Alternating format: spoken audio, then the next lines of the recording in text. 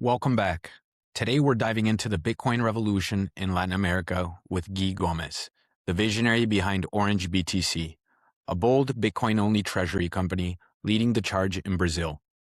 Gui shares powerful insights on education, transparency, innovation, and what it really takes to build in the Bitcoin space. Let's get into it. This isn't for everyone. It's for the ones who know the old system is broken and are ready to build something that lasts.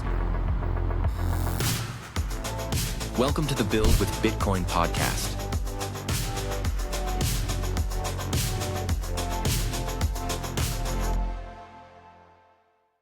We're co-host Israel Munoz and Lynn Bairstow, and today we are very happy to welcome onto the podcast Gui Gomes, CEO and founder of OranjeBTC.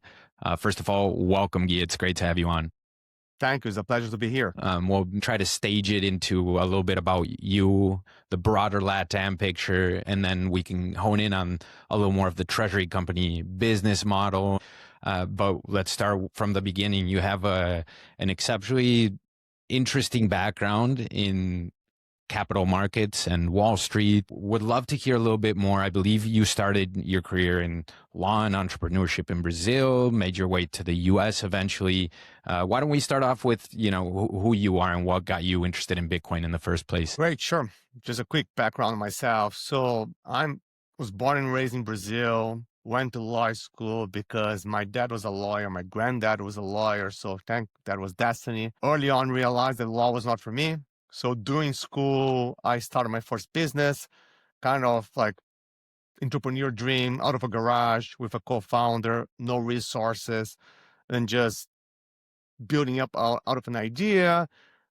We pivoted a few times and eventually found a model that worked. At the time, we were known as a dream come true company, essentially to help our clients to live a once in a lifetime experience, from playing Paul McCartney to surfing with a big name.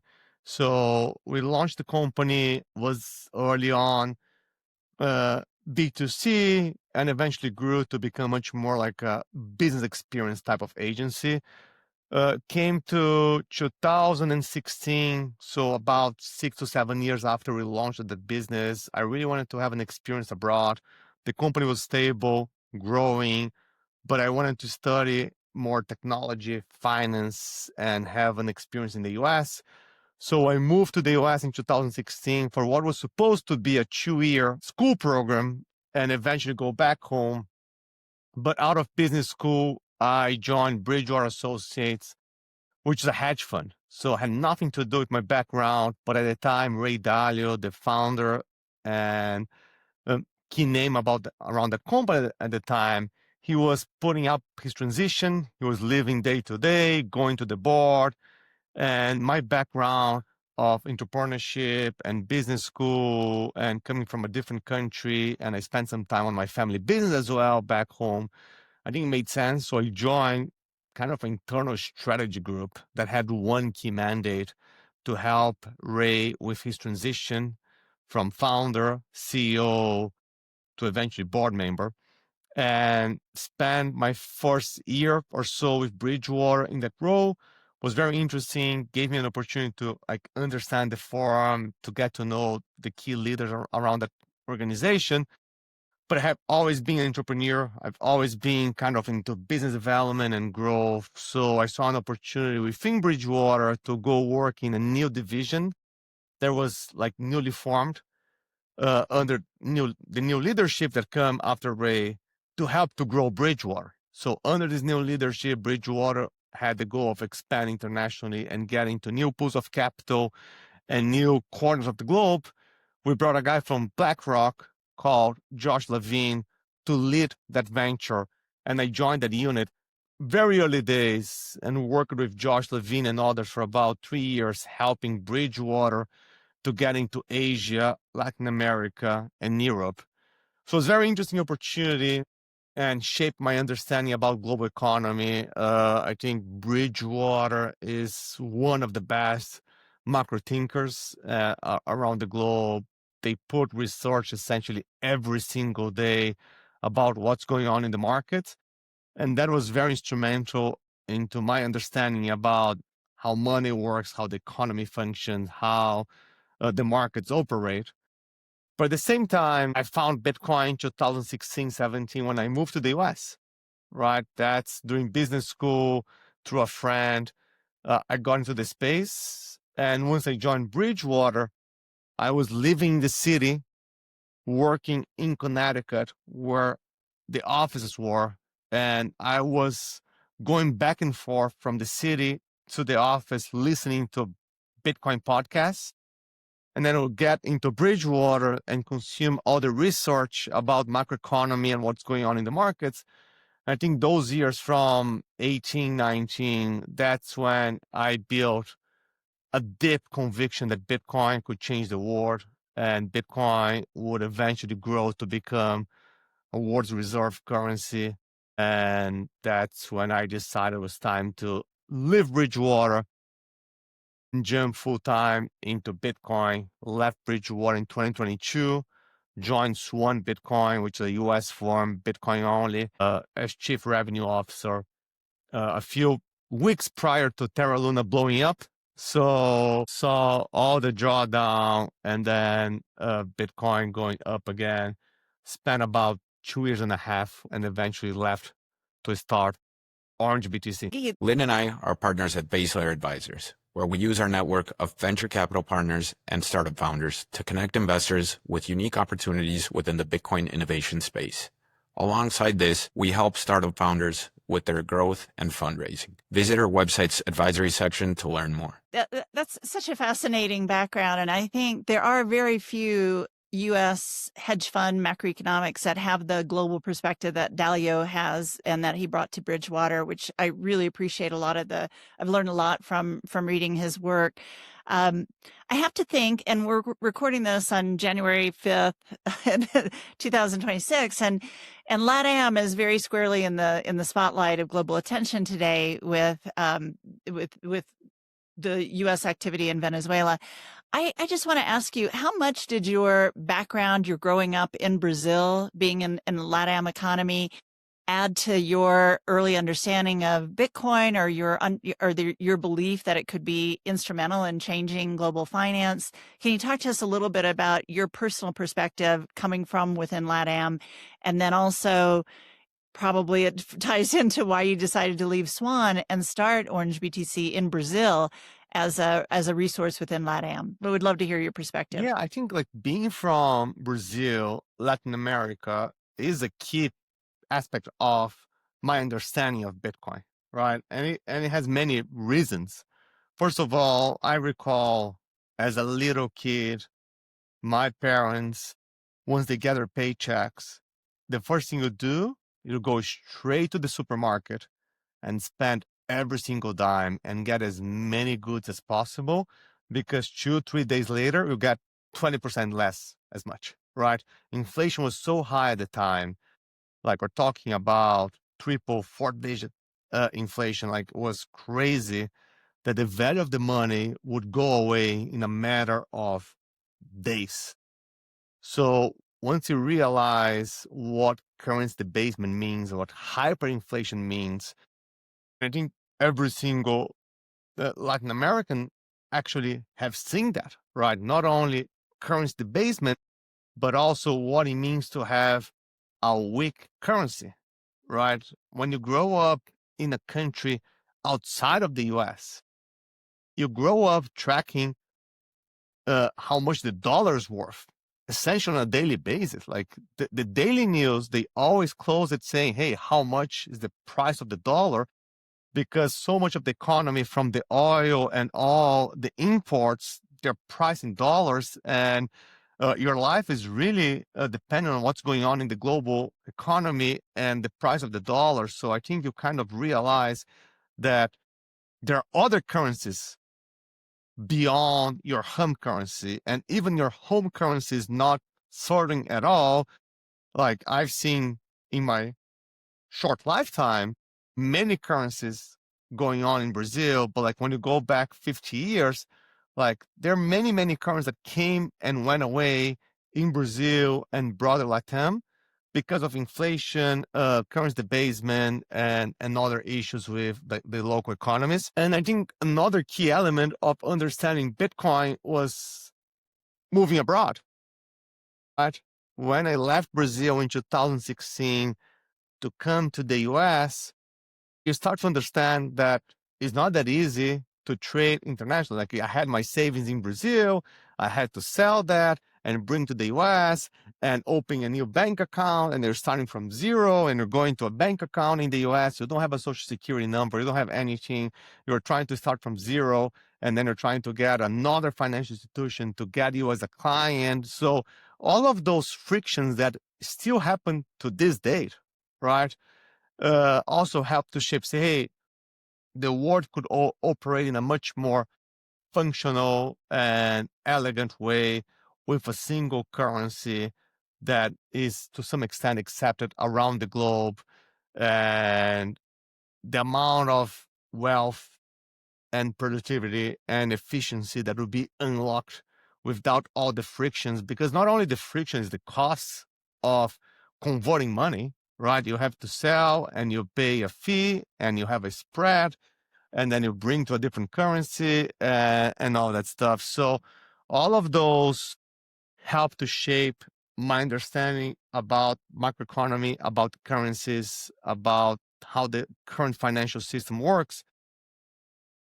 Led me to Bitcoin, which eventually led me to OranjeBTC, right? I've been a MicroStrategy investor since they joined the Bitcoin ecosystem, right? At the time, I was still working at Bridgewater. I had a 401k account with Bridgewater, and the amount of investments that I had were limited, but I was able to invest into NASDAQ.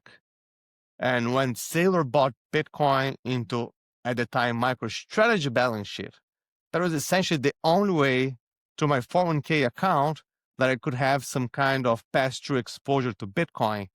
So at the time, I had all my holdings into Bitcoin, and there was another way to increase my exposure to the to Bitcoin. And I have been following Saylor for many, many years, and then I seen what he did with the company back in October of 2024, when I say, hey, I'm no longer a software company with a Bitcoin strategy. I'm a Bitcoin treasury company that has a software business on the side.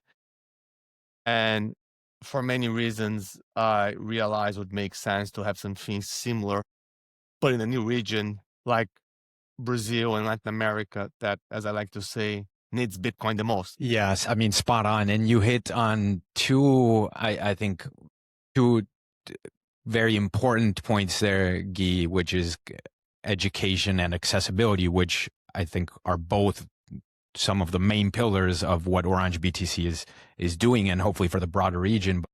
Yeah, hearing you speak to the Latin American broader context, I'm not sure, if you and Lynn also share this kind of frustration dance on not understanding why people don't get it quicker. Sometimes you go from once you see it, and you're like, why are more people not getting this? But then on the flip side, of course, that's what creates the opportunity, right? And I encourage people to play around with the technology, which is essentially what you were touching on, right? Once you actually used it and transacted and saw the global problems, then that's kind of what opened your eyes. And, for me personally, the first time I tested out a transaction was actually with a friend of mine trying to send funds from Brazil to the US.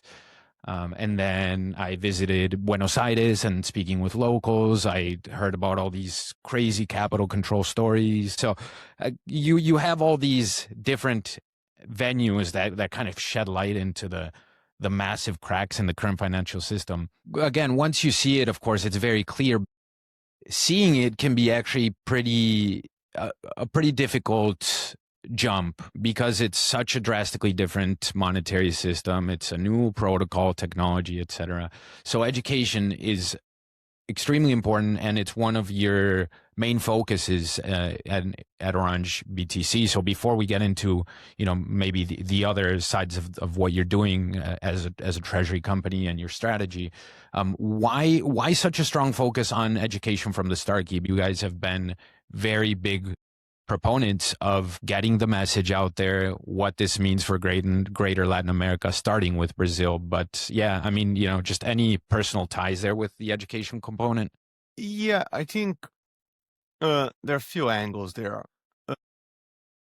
So when I was putting the company in place, kind of my big dream, right, was to drive Bitcoin adoption in Latin America, right? As you mentioned, like the region has all the components to embrace this new technology and to lead the way.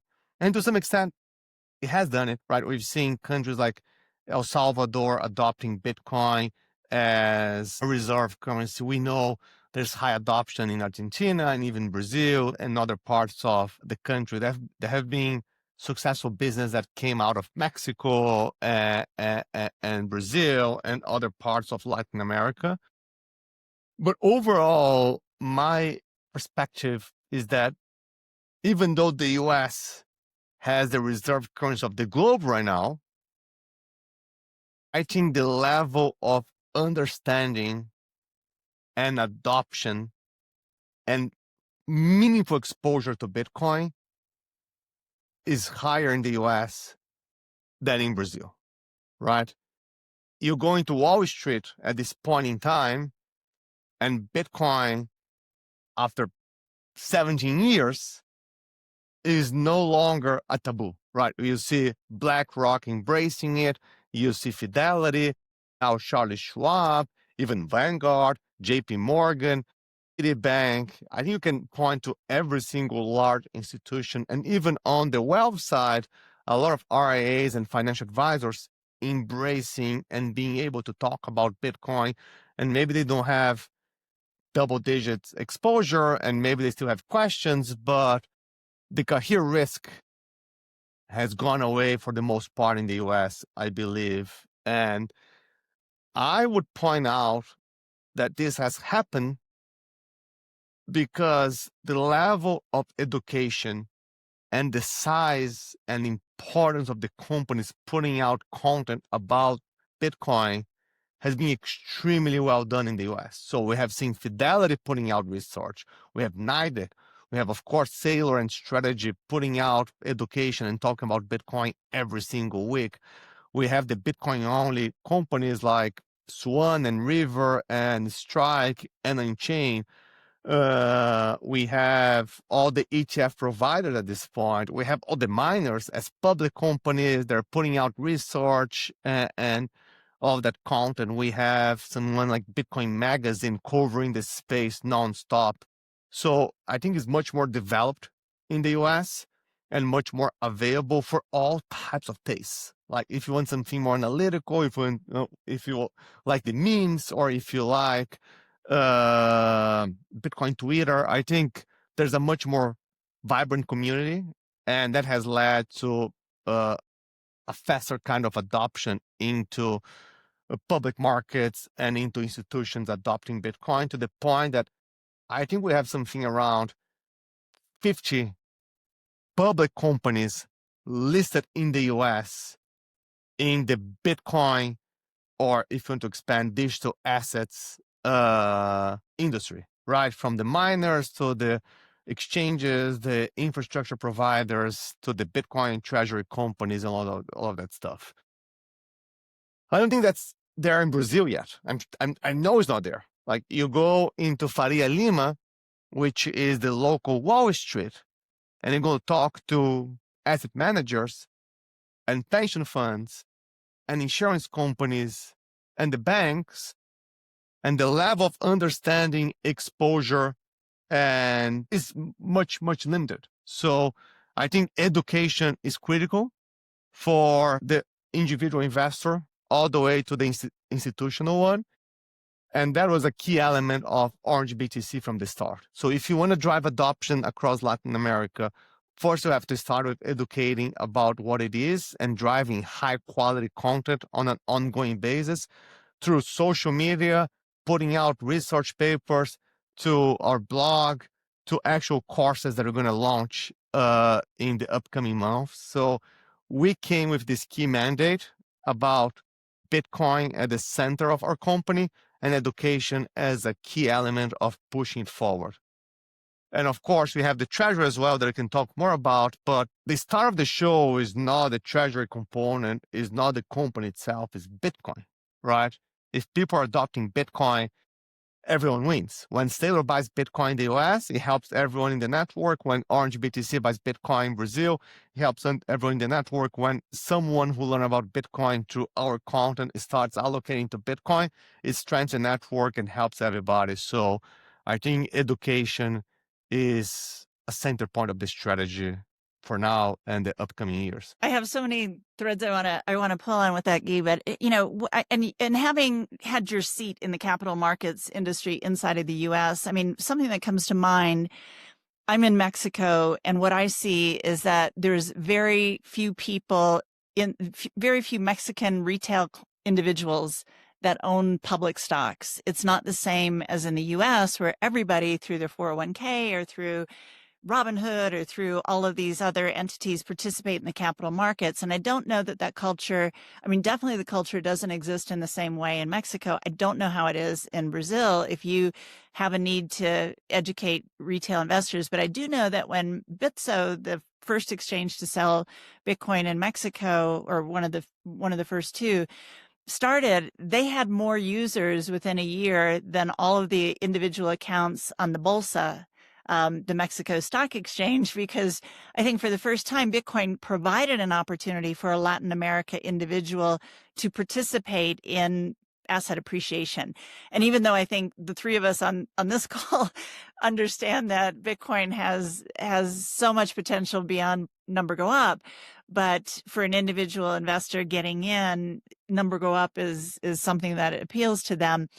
How do you approach? I mean, how do you feel that education part is important in terms of letting everybody know that this is an asset they can appreciate? And the second part of this question is, Brazil is actually quite advanced in their regulatory in digital assets. They have the PIC system, which allows for instant payments. So people are more familiar, more comfortable with digital transactions, I think, in Brazil than they may even be in the US or in other parts of the world, because of the advanced approach that Brazil has taken toward money movement. But how would you kind of put those two together in order to help communicate to LatAm individual investors and maybe institutional investors too, that Bitcoin is an asset that stands alone from other capital market investments?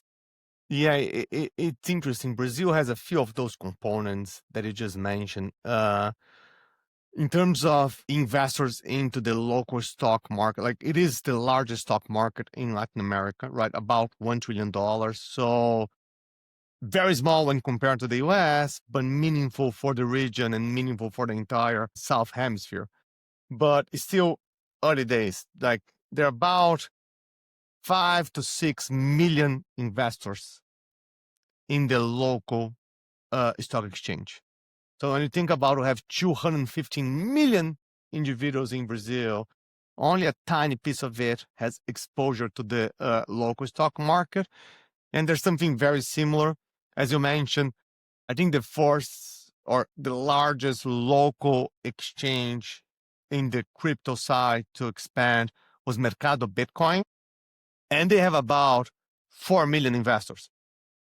So you can see that there's kind of a similar dynamic as you mentioned in Mexico.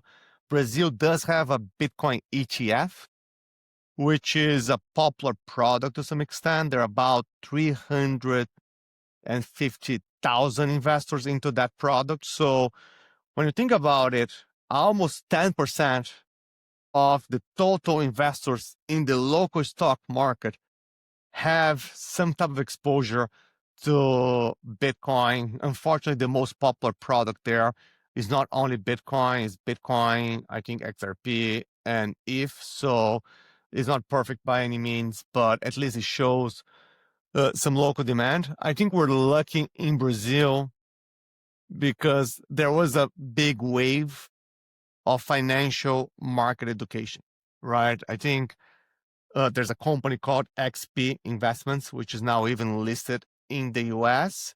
And they began back in 2002 as an educational company, helping to educate the local retail investor about the stock market. And eventually they grew from a small educational company into one of the largest financial institutions of Brazil. It's like the shortest shop of Brazil. And we're lucky to have the co-founder of that company as a board member of OranjeBTC.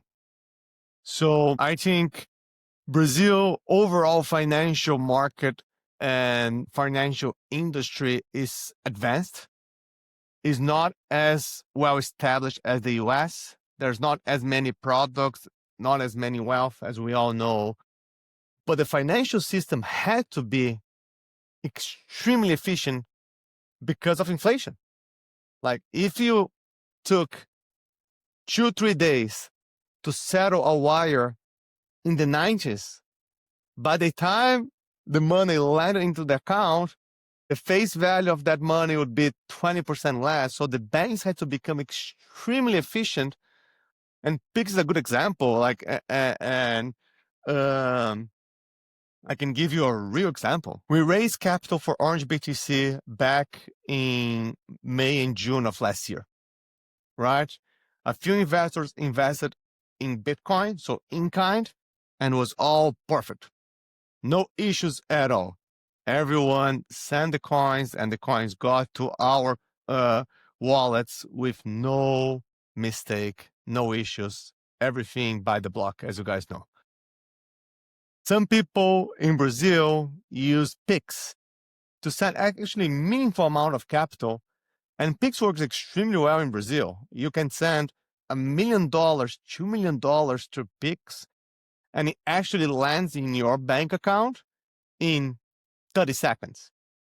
So we had no issues at all with the capital that came through, like from Brazilian investors, like the ones who did through Pix. And we also raised capital from folks around the globe through the wire system. And we had wires that took almost 3 weeks to land. They got stuck somewhat in the many banks that they go through, and someone put a number wrong, and suddenly the two parties were waiting for essentially 3 weeks to find where the capital got stuck. So it shows, one, how more efficient Bitcoin is, how transparent it can be, how the war is still operating to a legacy system that is fully segregated. Like what's happening in Brazil is not working in the US, which doesn't work in Mexico. So for you to do global trade, for you to do global operations, it is much more complicated. And again, just to bring it back to Bitcoin, while Pix is an elegant solution in Brazil and has had massive adoption and works quite well, it is very close to a CBDC, right? Pix, they're managed by the central bank in partnership with all the local banks, and they can freeze your Pix, they can unwind it. It's not the same. And Pix, again, works quite well in Brazil. It doesn't work in the US, right? So if you're looking for something that is global and is censorship resistant, there's nothing better than Bitcoin. Build with Bitcoin is a proud affiliate partner of River. River is a financial services company that allows you to purchase, sell, and transfer your Bitcoin all through a great suite of products, high security standards, and as of recent, even allowing you to earn a Bitcoin yield on your US dollar cash deposits. For a personalized onboarding experience, go to partner.river.com/buildwithbitcoin. I think it's key for people to understand it's a completely separate system. It's very different than operating in the, let's say, quote unquote, upgrading the current financial system through, other tokenized forms of still centralized government issued currencies, right? You're talking about two very, very different systems. We touched on this just now, that Brazil has been historically one of the leaders in the region as far as fintech goes. And I'd like to get into a little bit of, so OranjeBTC as a public Bitcoin only and being born as a Bitcoin only company and treasury holder. What separates that strategy apart from some of the other options out there, Gui? So, maybe I choose to, let's say I'm in Brazil, maybe I could choose to purchase Bitcoin directly. I could purchase shares of OranjeBTC. Or I could purchase shares of other companies that perhaps have some Bitcoin holdings, but that's not specifically what they do. Why do you think Oranje has an advantage compared to, let's say, other big names in Brazil that have kind of dabbled with Bitcoin, Melius or Nubank, but they have other operating businesses that are quite large and demand a lot of attention and resources, of course. Is that where you view your advantage is, Gui? You guys are a Bitcoin-only play focused on precisely that, building a treasury and leveraging that treasury in opportunistic ways. I mean, can you paint the picture here of those options? Yeah, sure. So first of all, as I always say, everyone should have exposure to Bitcoin. Ideally, Bitcoin in cold storage, right?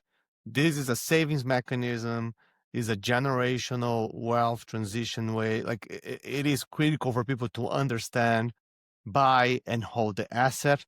This has always been our perspective, has always been my personal perspective, and nothing has changed with OranjeBTC. So first and foremost, if we're getting into the space now and think about the best way, I would highly encourage you to start with Bitcoin, understand what it takes, how to hold it, and build an exposure. So that's the main point. Then you think about treasury companies and, of course, about OranjeBTC. There are a few differentiators. First of all, not every single investor in Brazil can buy Bitcoin or Bitcoin ETFs. There are many local players. They're regulated away from the asset, but they can buy shares into another company, right? There's nothing preventing them to have shares from a public listed company. So in a way, we open a new mechanism for investors to get exposure to Bitcoin and the Bitcoin industry, right? You can always talk about ETFs or treasury companies. Again, ETFs in Brazil remain an expensive product. You're going to pay something close to 100 bips per year. So, and from a tax perspective, is not as advantageous as holding shares of a public company. So there's a benefit as well. As a company, our main goal is to grow your Bitcoin exposure over time, right? That's the key mandate. That's how we think about as an organization. And when they're holding through an ETF, although it's an efficient way of doing so, and these products have been extremely successful and revolutionary, there are kind of shortcomings in terms of admin costs and taxes. In terms of our differentiation across different Bitcoin companies, Bitcoin treasury companies, I think first the region, right? We are the largest player in a massive region. We talked a little bit about Latin America, but look, it is one of the richest regions around the globe. It's extremely rich, it's highly populated, and is a region that needs Bitcoin the most, as I mentioned before. And again, when you think about the local stock market in Brazil, we have about 400 companies, right? And up until October of last year, there was no way for someone to get exposure to the Bitcoin ecosystem into a native born company yet, right? So we are the first company born into the Bitcoin ecosystem that fully embrace it, that is fully dedicated to this new ecosystem to be listed in the local exchange. There are no miners, no exchanges, no infrastructure place, nothing like that. So if you're a local investor aiming to have exposure to this industry, or if you are a foreign investor, as are many that have to build a presence in emerging markets in Latin America, and you're looking for a way to get some level of exposure to the digital asset or Bitcoin space, there is no opportunities. So we bring that differentiation. And then, yes, there are a lot of players in Brazil that offer exposure to Bitcoin digital assets. Like you mentioned, Nubank. I think, interesting enough, Nubank at this point in time, I think they are the company with the largest number of clients with crypto exposure. I think they have about 7 million clients with exposure to Bitcoin and other cryptocurrencies, like in the region I'm talking about, right? So like that is massive number. I think our differentiation is focus, right? Nubank is a fintech offering a range of services around finance overall, and they're not only offering Bitcoin, they're offering you 50 cryptocurrencies, right? And just by doing so, as I believe you agree, is a disservice to our customers, right? And one that is very hard to unwind, because once you've done it, now you have 7 million customers with exposure to 50 different crypto assets, which most of them make no sense at all, and they have no idea what they're buying into. And then not only you have to maintain exposure to all of those, you have to track, you have to report, you have to improve, you have to service all of those clients. And most of them, over the long term, will lose money. So it's not that they'll be happy with that investment, they will be unpleasant with the investment, and it's a distraction overall. So I think when you have focus and a key mandate to drive Bitcoin adoption in the region, you become the hub. And we're seeing that. We're seeing a lot of local players coming to us for partnership, for ideas, for consulting engagements. And we're seeing a lot of international players aiming to build exposure into Latin America and say, you guys understand Bitcoin. You guys have a massive treasury. You guys understand the region. Help us to enter into this market. So I think our differentiation is our size, is the quality of our team, is the focus around Bitcoin, and having no other distractions. Gui, how is Orange BTC's go-to-market separated between institutional and individual investors? I mean, it sounds like you've got a massive opportunity for institutional investors to have exposure to Bitcoin, just as you saw Saylor with MicroStrategy early on. I mean, within the region, it's really difficult for pension funds, for asset managers to put Bitcoin in their portfolio. And I think culturally, part of this is moving slower than in the U.S. within the LatAm region from those particular pools of cash. But how are you seeing that institutional potential? I think it is massive, and it's still very early days. I think we are in 2020 for Brazil, Latin America, and Orange BTC when you think about what happened with strategy in the US, right? When we go have calls and meetings, most know Bitcoin. At least, like, again, let's go back. Bitcoin is one of the most well-known brands around the globe. I think one day it will be the largest brand around the globe, right? It's probably top 10 at this point. It wouldn't surprise me at all if it become top 1 in the next decade or 2 decades. So everyone kind of have heard about Bitcoin, but we all know one thing is hearing about Bitcoin and believing you understand. It's very different to have the conviction and understanding all the aspects and how the protocol works and what's going on in this market. So that there's a gap already. But then when you get to strategy and Michael Saylor, like that's a force for many, many institutional investors. Like I had that conversation with dozens of local investors, extremely sophisticated, overseeing massive pools of capital, but they have no clue who Michael Saylor is and what strategy has done.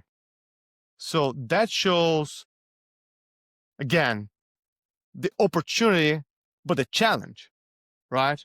Now you have to, again, drive adoption. You have to host webinars and meetings and roadshows and explain what Bitcoin is and how the model works. And it'll take time. It's not something that will happen in a week or a month. And we all know in this industry that price is still drive demand, right? If we have a cycle as we've done in the past quarter, no one really wants to talk about Bitcoin. People, okay, Bitcoin is going to 50K. Is that famous meme of Bitcoin at 20K and there's no one in the window, Bitcoin at 60K and there's a massive line. So that still remains a little bit of the story. But that's the opportunity, and that's one of our goals, like not only helping institutional investors understand about Bitcoin, but eventually helping and building new products and new solutions in partnership with them to help to drive adoption in the region. Yeah, and that's so key, and the pension fund component. I mean, Michael Saylor so glamorously showed that there's massive amounts of capital and pockets in the capital markets that can't or don't have exposure to Bitcoin, and on the pension fund component specifically, I mean, it's very interesting because they, of course, have millions of beneficiaries behind them, right? So a pension fund is representing a large amount of people. And so getting them to understand the importance of Bitcoin, I mean, to me is just so important. And I really admire everything that Saylor has done in that regard, what you guys are doing. And, there's many regional leaders out there educating on this. And on that point, I don't know about you guys, if let's just say Bitcoin were to run up to 200 or 300,000 in the near future, I think maybe neither of us three would be necessarily surprised, but what that means is that lots of things in the broader global economy are kind of cracking and breaking. There's this interesting balance between wanting adoption to accelerate, but at the same time, it's extremely important for players like pension funds that represent millions and affect the lives of millions to get involved early as well, right? So on that topic, Guy, I mean, as much detail as you're comfortable sharing, would you say that those conversations are advancing? I understand we're early, and specifically in Latin America, but are you optimistic on the initial conversations?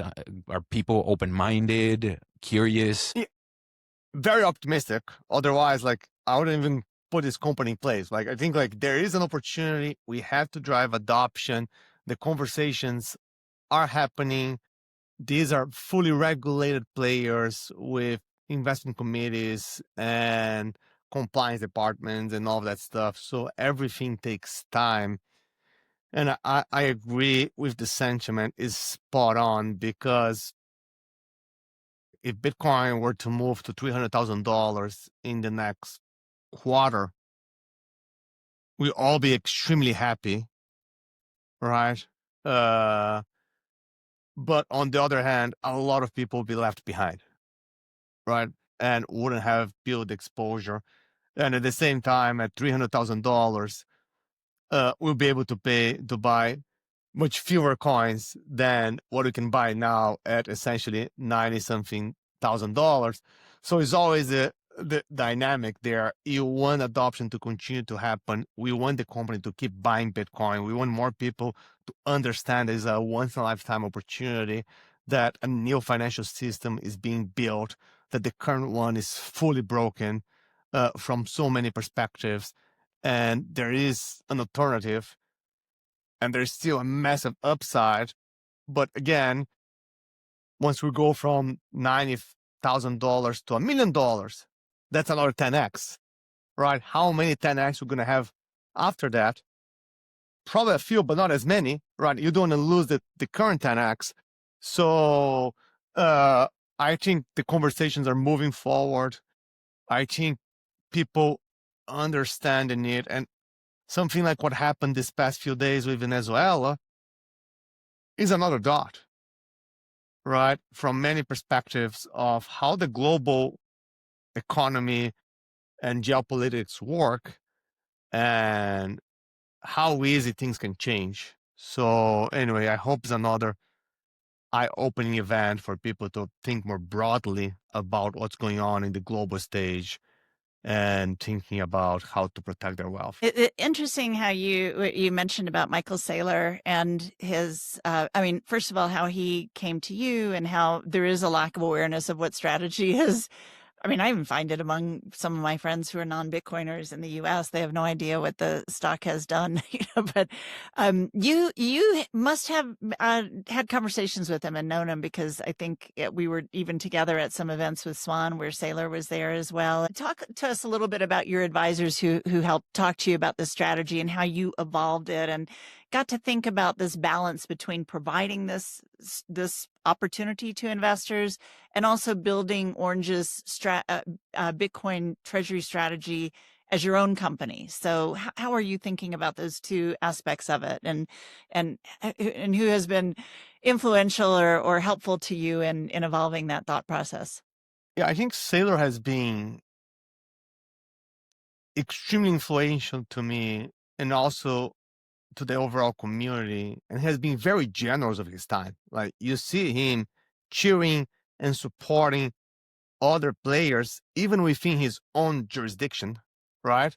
Which one could see as competition, but again, no one is competing among themselves. Like, this is a new financial system. These are new companies being born into this new financial system, and the competition is a legacy one because, like, the opportunity ahead is massive.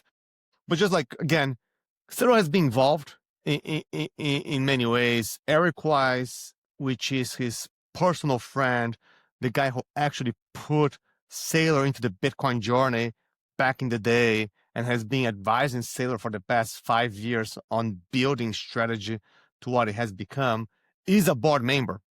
And he's more than a board member. He's almost a co-founder to some extent. Has been involved with the project for more than a year at this point, since I had this plan of building the company.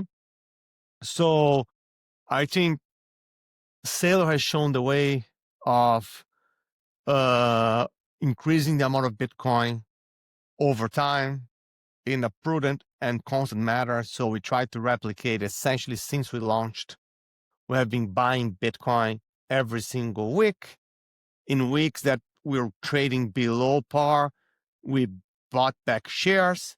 So essentially, every single week for the past 10 weeks or so that we have been listed, we have been pushing the envelope and increasing the amount of Bitcoin per share of our investors, or decreasing the amount of shares that you need to have the exposure to a full Bitcoin.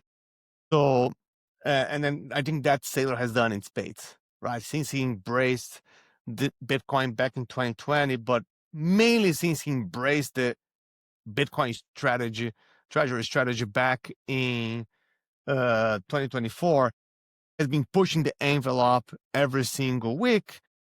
And I think he has made mistakes, and as any other company has done in the space, because like they're building the plane while flying it, right? And this is a totally new segment, it's a new market, but his level of conviction with Bitcoin and this strategy has been unshaken, even with the sentiment that has been at all-time lows from my perspective. And I think that's something that we built the company OrangeBTC under the same mindset. This is not my company. This is a Bitcoin's company. Let's have a lot of people that have deep understanding about Bitcoin, long-term conviction, and long-time preference, because we're not building for a cycle or a trade. We're building for the next 10, 20, 30 years. So when you're Bitcoin only, when you're built by design on purpose, right? This was not, we're pivoting the strategy. No, we built to run this strategy. And you're not thinking about a short-term opportunity. We're thinking about generational legacy. I think it drives the company. So we had a tough quarter, as everyone knows, for Bitcoin and treasury companies. My conviction, my drive, and my energy to build this business has never been higher. So I think having the conviction and the focus is critical, and Sailor has shown the way. Yeah, well, I mean, this quarter in the longer history of what's ahead will be just a tiny blip, I think. And to your Exactly. point of Sailor and what strategy has done and what you guys have done in a shorter timeline, that consistent execution is due to the focus that we were talking about earlier. I mean, it's very different than a company who's selling a bunch of different coins and is essentially a bit of a casino and works on a transactional fee model. I mean, it's just a totally different value proposition. And I applaud. And just to build on that, and sorry, but I think it's an important element that Sailor has done, and to some extent, I would argue we went even one step further, is full transparency, right? Like you wanna very few companies in the public markets are fully transparent, right? What we've seen time and time again is a bunch of scams and auditors releasing reports that were not real, what was going on in the business. And I think Sailor has moved the needle on building a dashboard that tracks everything real time. So you know what's going on with the company real time. And we have replicated the same strategy in Brazil with our dashboard. We send out weekly reports talking about every single operation that happened in the treasury. And we also have proof of reserves. All of our coins and the address they're in are listed in our website, so anyone can check on chain the coins that the company have. So I think it's just a new paradigm of transparency and governance that we haven't seen before, and remains very early days and poorly understood. Like very few people really understand what's going on, but I think this new wave of companies, those that will succeed, and again, a lot of people will fail, will make mistakes, and will not be able to execute this strategy overall. But those that succeed will kind of reshape public markets because it will bring a new level of transparency that we haven't seen before. Yeah, I love that. And speaking of remaking capital markets, I mean, Israel and I are big fans of just the rethinking about what particular instruments. Like I know, maybe you can't speak to this or not, but I know OranjeBTC right now is a publicly traded company on the Brazil Stock Exchange. Strategy started that way, but then they have iterated where they offer a variety of different public instruments that have different investor profiles in mind, some that are geared more for equity appreciation, others that are geared more for income based on the appreciation, the underlying asset of Bitcoin. How do you think about that? And do you have any kind of roadmap or plan to expand the offerings of OrangeBTC and different capital instruments? Yeah, so first of all, I see with good eyes all of this innovation, right? Because to some extent, that's what drives adoption, right? When someone is buying Stretch from Sailor, who's now paying, I guess, 11% per year, you're trying to capture a piece of the future upside of Bitcoin without the volatility, right? I think there's all new instruments, and being very honest, I think they're still being tested, right? Like even Stretch has not found your perfect balance. Like what is the yield that the market expects for it to trade very close to $100? We might be getting close to that or not, but I think like this has been only 6 months. Again, this is a new industry that I believe will be here for decades, and we're talking about the very, very, very early days. And if it is new in the US and challenging for a company like Strategy to get it right, like you can imagine it will be even more so in a new market like Brazil. So the roadmap ahead will explore all of these opportunities. The local capital market is to some like sophisticated and open to innovation, and we have already done so. Like OrangeBTC was the first company, I believe, in Latin America to issue a convertible bond to buy Bitcoin at zero coupon. So what Saylor has done in the US, we've done it in Brazil as well. And just to give an example, the Brazilian government, the federal government, pays you at this point in time 15% per year to borrow your money. And OranjeBTC was able to borrow money at zero cost to buy Bitcoin. So we have already done one. We've showed it's possible. We already have some leverage into our balance sheet. We're going to explore new ways to keep increasing the amount of Bitcoin per share over time. And I think in the quarters and years to come, issue new type of instruments that make sense in the local market. As we're wrapping up here, Guy, can you give us an idea of who the team is as well at OranjeBTC? Yeah, sure. Which I think is one of our key differentiators, but I think it makes sense to go a little bit deeper into that. So we talk about Eric Wise, right? Someone who has been in this ecosystem for over a decade, personal friend with Saylor, the person who helped him to get into Bitcoin. He's a board member of Core Scientific, one of the largest miners around the globe. So very well versed into Bitcoin, public markets, and treasury companies.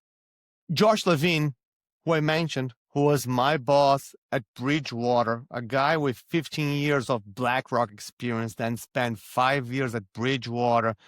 And prior to that, he was at Merrill Lynch trading LatAm. So he knows Latin American extremely well.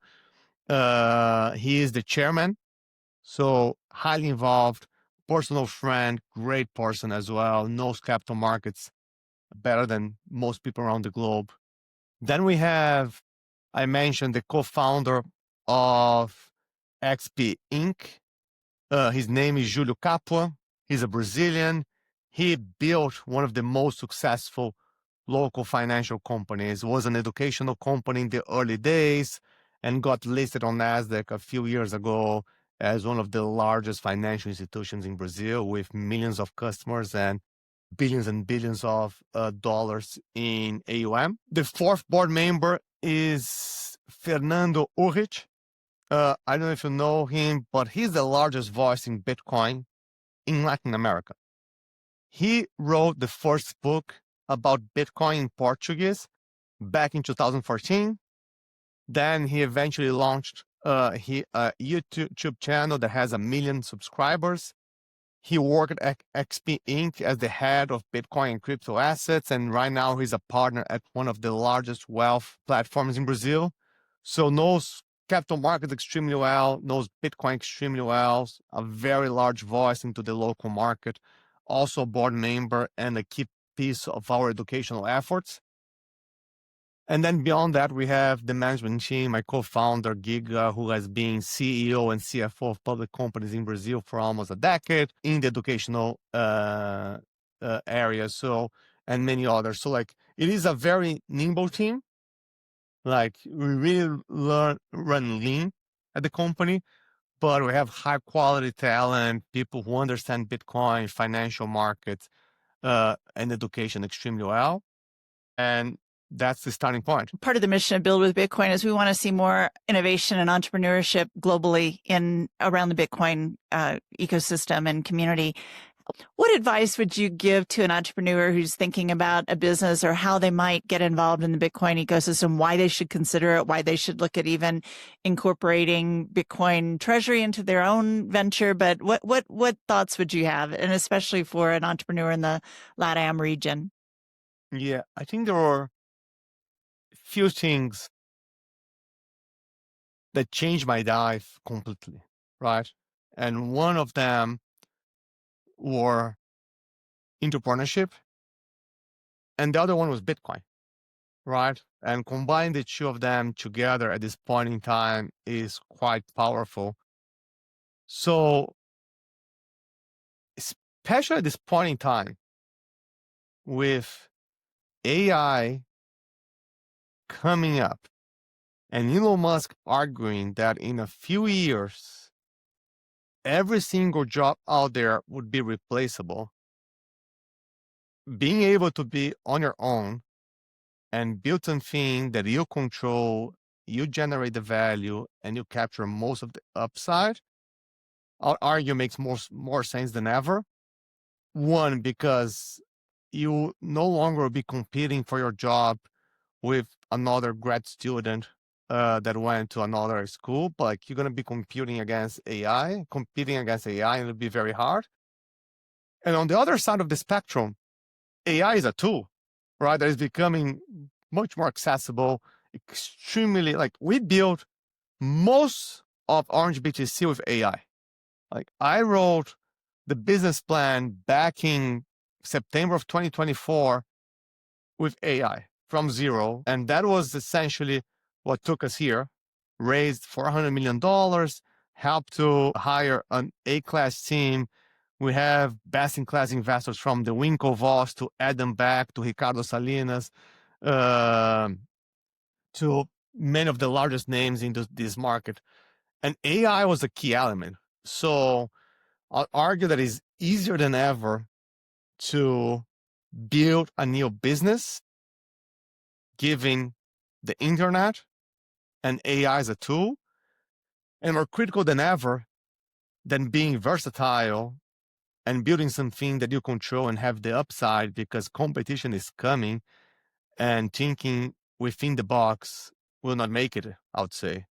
And beyond that, Bitcoin is, it's funny because if you go see online, people fight all the time on X, and it looks like, okay, Bitcoins are harsh and all that stuff.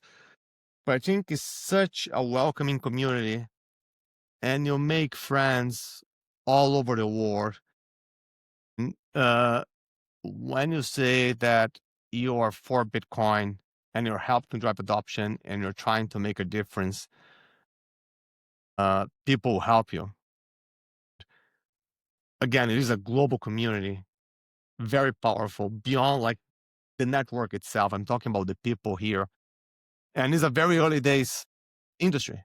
So if you don't know what to do and how to make a difference, I would embrace AI entrepreneurship and Bitcoin big time, because that's a powerful mix right there. Well, I think that's a perfect place to stop. Thanks for your time, Guy, and it'd be great if you can let listeners know as well where they can find you, where they can get more information on OranjeBTC, all of that contact info. Sure. So OranjeBTC, you can visit our website, Orange with J, like my t-shirt, BTC for Bitcoin, BitcoinTreasuryCompany.com. You can follow us on social media at OranjeBTC on Twitter, LinkedIn, Instagram, and YouTube. And then if you want to follow me, as we have here on the handle, at Gui Gomes on Twitter mainly, would appreciate people following us. There's a lot of exciting news coming up. I think this will be a very interesting year for Bitcoin and companies in the space.